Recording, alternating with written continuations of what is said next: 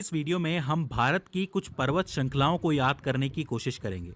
दोस्तों, पर्वत श्रृंखलाएं भूगोल, राजनीति और जीके की दृष्टि से एक बहुत ज़रूरी टॉपिक है और इसमें से ढेर सारे प्रश्न बनते हैं। मतलब इसके अंदर इतने सारे फैक्ट हैं, इतने सारे नाम हैं कि इसमें से कई सारे प्रश्न बनते हैं जो सीधे सीधे ऑब्जेक्टिव्स के रूप में आपको देखने को मिलते हैं। तो मेरी कोशिश रहेगी कि मैं आसान से आसान लैंग्वेज में आपको ये याद करवा सकूं। देखिए, क्षेत्रफल के लिहाज से भारत जो है दुनिया का 7वां सबसे बड़ा देश है और यहाँ पे कई सारी पर्वत श्रृंखलाएं हैं।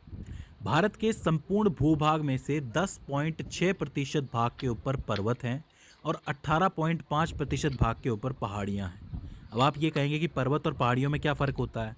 तो देखो, कोई भी पर्वत पर्वत तब कहलाता है जब उसकी ऊंचाई कम से कम 2000 फीट या फिर 600 मीटर की हो या फिर उससे ज़्यादा हो। वहीं जो पहाड़ियाँ होती हैं उनकी ऊंचाई हमेशा 2000 फीट से कम ही होती है।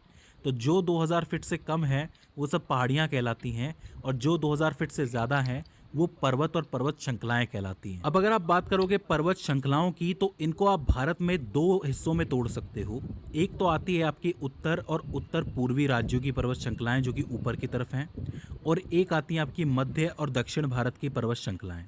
इन्हें याद करना बहुत ज़रूरी है। मुझे सिर्फ काम नहीं निपटाना है, आपको ये चीज़ें याद करवानी है। आज हम उत्तर और उत्तर पूर्वी पर्वत श्रृंखलाओं को नोट्स और मानचित्र की मदद से समझने की कोशिश कर रहे हैं। पर्वत श्रृंखलाओं में सबसे महत्वपूर्ण पर्वत श्रृंखला है हिमालय पर्वत श्रृंखला। ये बात तो आप जानते हैं। हिमालय पर्वत श्रेणी जो है उसको आयु और नदियों के आधार पर बांटा जा सकता है, समझा जा सकता है। देखो, आयु के आधार पर अगर आप बात करोगे तो हिमालय की 3 श्रेणियां हैं। सबसे ऊपर आता है वृहद हिमालय या फिर महान हिमालय, जो कि सबसे उत्तर में मौजूद है, कुछ इस तरीके से। उसके बाद आता है मध्य हिमालय, जो कि दूसरे नंबर पे आती है श्रेणी, इस तरीके से चलती है। और तीसरे नंबर पे आता है शिवालिक हिमालय, जो कि सबसे दक्षिण में मौजूद है, इस तरीके से। अगर आप बात करोगे वृहद या फिर महान हिमालय की तो इसकी औसत ऊंचाई है 6100 मीटर, यानी कि सभी पर्वतों की जो औसत ऊंचाई मिला दोगे तो वो 6100 मीटर होगी। और ये सबसे पुरानी पर्वत श्रेणी भी है। मतलब ये जो वृहद हिमालय है ये सबसे पुरानी है इन तीनों में से। अगर आप इसके निर्माण के समय की बात करोगे तो इनका निर्माण तकरीबन 40 से 50 मिलियन वर्ष पहले हुआ था, इयोसीन काल के दौरान। तो आपसे पूछा जा सकता है कि कितने वर्ष पहले इसका निर्माण हुआ था, तो आप लिखेंगे 40 से 50 मिलियन वर्ष पहले। विश्व की सबसे ऊंची चोटी माउंट एवरेस्ट भी इसी पर्वत श्रृंखला का हिस्सा है। मतलब ये जो सबसे उत्तर में जो श्रृंखला है इसी में आता है माउंट एवरेस्ट। उसकी ऊंचाई कितनी है? 8848 मीटर, मतलब 8.8 किलोमीटर। ठीक है। लेकिन मैं आपको बता दूं कि नेपाल में माउंट एवरेस्ट को माउंट एवरेस्ट नहीं कहा जाता है, वहाँ उसे सागरमथा के नाम से जाना जाता है। सागरमथा एक इंपॉर्टेंट नाम है, इसके नाम से पूछ लिया जाता है कि माउंट एवरेस्ट का दूसरा नाम क्या है। लेकिन कभी कभी सवाल ये उठता है कि ये पर्वत श्रृंखलाएं बनी कैसे हैं। तो देखिए, साइंटिफिक तौर पे यानी कि वैज्ञानिक तौर पे ये बात मानी जाती है कि जो भारतीय महाद्वीप की जो प्लेट है वो जब एशियन महाद्वीप की प्लेट से आके टकराई थी तब दुनिया के सबसे नए पर्वत हिमालय पर्वत श्रेणी का निर्माण हुआ था। मतलब ये प्लेटें आपस में टकराई होंगी और इनके बीच में फिर कोई समुद्र नहीं रहा होगा और इस तरीके से हिमालय ऊपर आया होगा या फिर बना होगा। इसके बाद बात करते हैं शिवालिक हिमालय की। तो देखो, शिवालिक हिमालय जो है वो सबसे दक्षिण में स्थित है और सबसे बाहरी मानी जाती है और इसका निर्माण भी बहुत ज़्यादा पुराना नहीं है। इसका निर्माण 1.7 मिलियन वर्ष से 5 मिलियन वर्ष के पूर्व हुआ था और वो जो काल था वो सेनोजोइक काल के नाम से जाना जाता। और इसके अलावा इन दोनों के बीच में जो हिमालय श्रृंखला आती है वो है आपकी मध्य हिमालय श्रेणी। आयु के आधार पे आप ये कह सकते हो कि सबसे उत्तरी भाग की जो श्रृंखला है वो सबसे पुरानी आप कह सकते हो और सबसे दक्षिणी भाग की जो श्रृंखला है वो सबसे नई आप कह सकते हो। ठीक है। इसके बाद हम बात करते हैं नदियों के आधार पे आप किस तरीके से हिमालय श्रृंखला को बांट सकते हो। तो देखो, हिमालय श्रृंखला को नदियों के आधार पे 4 तरीके से बांटा गया है, 4 प्रकार का कहा गया है। पहला है आपका कश्मीर पंजाब हिमालय।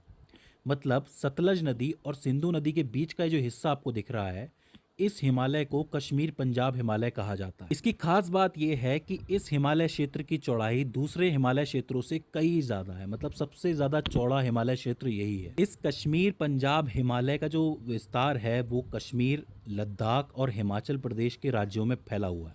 मतलब इन 3 राज्यों में मेनली इसका विस्तार आपको देखने को मिलता है। अब इस पंजाब हिमालय में कई सारी पर्वत श्रेणियां हैं और बहुत इंपॉर्टेंट है, इनको आपको याद करना है। सबसे पहली और सबसे इम्पोर्टेंट होती है कारकोरम पर्वत श्रेणी, जिसको कृष्णागिरी के नाम से भी जाना जाता है। कारकोरम पर्वत श्रेणी को उच्च एशिया की रीढ़ की हड्डी के नाम से भी जाना जाता है। यानी ये जो सवाल है डायरेक्टली बनता है कि उच्च एशिया की रीढ़ की हड्डी कौन सी पर्वत श्रृंखला को कहा गया है, तो आप क्या लिखेंगे, कारकोरम पर्वत श्रेणी। ये जो पर्वत श्रेणी है ये दुनिया के सबसे भूवैज्ञानिक रूप से सक्रिय क्षेत्रों में से एक है, जहां पर दो महाद्वीप आके टकराए थे। सीधी सी बात है कि इतनी बड़ी प्लेटें टकराएंगी तो यहाँ पे वैज्ञानिक गतिविधि थोड़ी सी ज़्यादा ही होगी, क्योंकि अंदर कुछ ना कुछ चल ही रहा होगा, तो सबसे ज़्यादा सक्रिय रहती है ये जगह। ठीक है। अच्छा, विश्व का जो दूसरा सबसे बड़ा पर्वत है या फिर दूसरी सबसे बड़ी पर्वत चोटी है वो भी यहीं मौजूद है। उसका नाम है K2 गॉडविन ऑस्टिन, जिसकी ऊंचाई है तकरीबन 8,611 मीटर। तो आप ये कह सकते हो कि ये इंडिया की सबसे बड़ी चोटी है और विश्व की दूसरे नंबर की चोटी है, क्योंकि माउंट एवरेस्ट तो मैं नेपाल के अंदर है, जैसा कि मैं आपको बता चुका हूँ। इसके बाद दूसरी जो पर्वत श्रेणी यहाँ पर है वो है लद्दाख की पर्वत श्रेणी। देखो, विश्व की जो सबसे ज़्यादा तीव्र ढाल वाली चोटी है, जिसको राकपोशी के नाम से भी जाना जाता है, वो यहीं मौजूद है। पूछ लिया जाता है, याद रखना, ये सिर्फ इसी के लिए सबसे ज़्यादा मशहूर है, राकपोशी के लिए, तो चीज़ आपको याद रखनी है। ठीक है। इसके बाद तीसरी पर्वत श्रेणी है जास्कर पर्वत श्रेणी। इसकी खास बात यह है कि जो सिंधु नदी है वो लद्दाख और जास्कर पर्वत श्रेणी के बीच में से बहती है, मतलब बीच में से होती भी जाती है। तो पूछा जाता है कि सिंधु नदी कौन सी दो पर्वत श्रेणियों के बीच में से गुजरती है, तो आपको लिखना है लद्दाख और जास्कर के बीच से गुजरती है। इसके बाद चौथी आती है आपकी पीर पंजाल पर्वत श्रेणी, जो कि हिमालय की सबसे लंबी पर्वत श्रृंखला के रूप में वहाँ जानी जाती है। पूछा जाएगा कि सबसे लंबी पर्वत श्रेणी कौन सी है, तो आपको पीर पंजाल लिखनी है। ठीक है। इसके बाद आती है धौलाधर पर्वत श्रेणी, जो कि आपकी कुल्लू घाटी है। कुल्लू का नाम आपने सुना होगा, कुल्लू मनाली का। तो ये कुल्लू घाटी जो है ये पीर पंजाल और धौलाधर पर्वत श्रेणी के बीच में स्थित है। ठीक है। और इसके बाद आती है आपकी शिवालिक पर्वत श्रेणी, जो कि सबसे दक्षिणी पर्वत श्रृंखला है। तो कुल मिलाकर के ये सारी पर्वत श्रेणियां हैं जो कश्मीर, पंजाब, हिमालय क्षेत्र के अंदर अंदर आती हैं। तो ये वाला हिस्सा आपको याद रखना है। अच्छा, यहाँ पे कुछ एक नोट भी है इन पर्वत श्रेणियों को लेके। ये जो आपका कारकोरम वाला हिस्सा है, कारकोरम पर्वत श्रेणी वाला, लद्दाख श्रेणी वाला और जास्कर श्रेणी वाला, इन पूरे हिस्से को ट्रांस हिमालय के नाम से भी जाना जाता है। कभी कभी ट्रांस हिमालय का नाम दे दिया जाता है, तो उसमें बच्चे कंफ्यूज हो जाते हैं। कारकोरम, लद्दाख और जास्कर पर्वत श्रृंखला का पूरा हिस्सा ट्रांस हिमालय कहलाता है। ठीक है। और इस पंजाब हिमालय में खेती किस चीज़ की होती है? मेनली जाफरान के फूलों की खेती होती है। ये जो जाफरान के फूल होते हैं, इसी में से केसर भी निकलता है बाहर, तो ये काफ़ी इंपॉर्टेंट हो जाता है। ठीक है। इसके बाद हम बात करते हैं कुमायूं हिमालय की। ये जो कुमायूं हिमालय है ये सतलज और काली नदी के बीच का 320 किलोमीटर लंबा एक हिस्सा होता है, जिसको कुमायूं हिमालय क्षेत्र के नाम से जाना जाता है। इस कुमायूं हिमालय को ही गढ़वाल हिमालय के नाम से भी जाना जाता है। आपने सुना होगा कि जो गढ़वाल क्षेत्र है वो कौन से राज्य में स्थित है? उत्तराखंड राज्य में स्थित है। तो आप ये कह सकते हो कि कुमायूं हिमालय का विस्तार हमें उत्तराखंड राज्य में देखने को मिलता है। अच्छा, कुमायूं हिमालय की सबसे ऊंची चोटी का नाम है नंदा देवी, जो कि 7,817 मीटर ऊंची है। और इसी जगह पे आपको बद्रीनाथ, केदारनाथ, गंगोत्री, यमुनोत्री इसी क्षेत्र में देखने को मिलती हैं। तो अगर अब आपसे कोई कहे कि ये सब जितने भी तीर्थ धाम हैं ये कहाँ पे हैं, ये कुमायूं हिमालय क्षेत्र के अंदर पाए जाते हैं। ठीक है। इसके अलावा जो नदियाँ हैं हमारी, गंगा, रामगंगा या यमुना, इनका जो उद्गम है ये भी कुमायूं हिमालय से ही होता है। तो इन नदियों के नाम से, इन तीर्थों के नाम से कुमायूं हिमालय के सवाल बन सकते हैं, तो आपको याद रखने।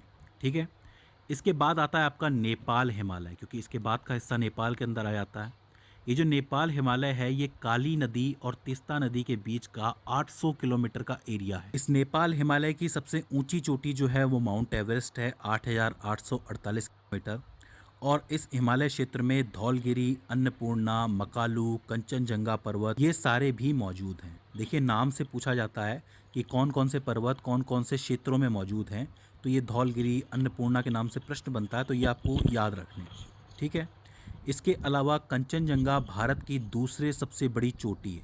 पहली कौन सी है? मैंने आपको बताया था K2 गॉडविन ऑस्टिन है। ठीक है। तो पहली है K2 गॉडविन ऑस्टिन, दूसरी है कंचनजंगा और तीसरी है नंदा देवी। अच्छा, कंचनजंगा का जो विस्तार है वो आपको कहाँ देखने को मिलता है, कौन से राज्यों में है? एक तो सिक्किम के अंदर है और नेपाल के अंदर है। तो ये बात याद रखना है कि भारत में एक ही राज्य है जहाँ पे कंचनजंगा का विस्तार ज़्यादा है, वो है सिक्किम। ठीक है। तो ये हो जाता है आपका नेपाल हिमालय। इसके बाद आता है आपका असम हिमालय। जो असम हिमालय है वो तीस्ता नदी से शुरू होता है और ब्रह्मपुत्र नदी तक जाता है, तो ये एक बहुत बड़ा एरिया हो जाता है। ये जो आपको हिमालय दिख रहा है, असम हिमालय, ये असम, अरुणाचल प्रदेश और सिक्किम राज्य में फैला हुआ है। मेनली इसकी 3 जगह हैं, 3 राज्यों में आपको देखने को मिलता है और इसमें से कई सारी नदियां हैं जो भारत के कई हिस्सों में जाती हैं। ठीक है, अब देखो यहाँ पे 4 हिस्से हो जाते हैं आपके हिमालय के, आपने देख लिए सारे के सारे। पंजाब कश्मीर हो जाता है, दूसरा आपका ये कुमायूं हो जाता है, तीसरा नेपाल हो जाता है, चौथा असम हिमालय हो जाता है। इनमें से जितनी भी नदियां बाहर आती हैं वो यहाँ के ग्लेशियर्स के पिघलने की वजह से बाहर आती हैं और इसलिए ये नदियां हमेशा चलती रहती हैं। अब चूंकि ये चलती रहती हैं इसलिए इन्हें सतत वाहिनी भी कहा जाता है। सतत वाहिनी के नाम से प्रश्न बनता है तो आपको याद रखना ये वर्ड बहुत इंपॉर्टेंट है कि ये नदियाँ सतत वाहिनी कहलाती हैं। अच्छा, हिमालय का जो कुल विस्तार जितने भी आपको राज्यों में देखने को मिलता है वो कौन कौन से हैं? जम्मू कश्मीर, लद्दाख, हिमाचल प्रदेश, उत्तराखंड, सिक्किम, अरुणाचल प्रदेश, असम, मेघालय, मणिपुर व नागालैंड। मतलब ये जितने भी राज्य आपको दिख रहे हैं इन सभी में आपको हिमालय का विस्तार देखने को मिलता है। तो आखिर में मैं आपको हिमालय से पूर्व से पश्चिम की तरफ जो पर्वत क्रम चल रहा है वो याद करवा देता हूँ। सबसे पहले आता है नामचा बरवा पर्वत जो कि अरुणाचल प्रदेश और तिब्बत के बॉर्डर पर स्थित है। फिर आता है कंचनजंगा पर्वत, फिर मकालू, फिर एवरेस्ट, फिर अन्नपूर्णा और फिर धौलगिरी। ये जो आपको मैंने क्रम बताया है इसको आप ज़रूर याद रखना क्योंकि इससे प्रश्न सीधे सीधे बनता है कि वो क्रम क्या है। क्रम से क्या होता है ना कि आपको दिक्कत नहीं होगी, सारी चीज़ें एक साथ में याद हो जाएंगी। तो ये आप हिमालय को अच्छी तरीके से याद रखना। हिमालय के अलावा एक पटकाई पर्वत श्रृंखला आती है जो कि भारत और म्यांमार अंतर्राष्ट्रीय सीमा पर स्थित पर्वत श्रृंखला है। इसकी ऊंचाई हिमालय के हिसाब से तो काफ़ी कम है, लेकिन ये असम, नागालैंड, मणिपुर, मेघालय और मिजोरम में फैली हुई एक पर्वत श्रृंखला है। इन पटकाई पर्वत श्रृंखलाओं के आपको कई नाम देखने को मिलेंगे, जैसे कि पटकाई बूम हो गया, ये गारी हो गया, खासी हो गया, जैंतिया हो गया। इसके अलावा लुशाई पहाड़ियाँ। ये जितनी भी मैंने आपको नाम बताए हैं ये याद रखना क्योंकि इनमें से प्रश्न बनते हैं। ये सारे के सारे पटकाई पर्वत श्रृंखला के अंतर्गत ही आते हैं। ठीक है, इसके अलावा नागालैंड में पूर्व की तरफ एक और पहाड़ी है जो नागा पहाड़ी के नाम से फेमस है, तो ये श्रृंखला भी वहीं मौजूद है, इसे भी आपको याद रखना है। तो दोस्तों ये हो जाती हैं आपकी उत्तर और उत्तर पूर्वी पर्वत श्रृंखलाएं जो कि बहुत महत्वपूर्ण है, जिसमें से सवाल आते हैं।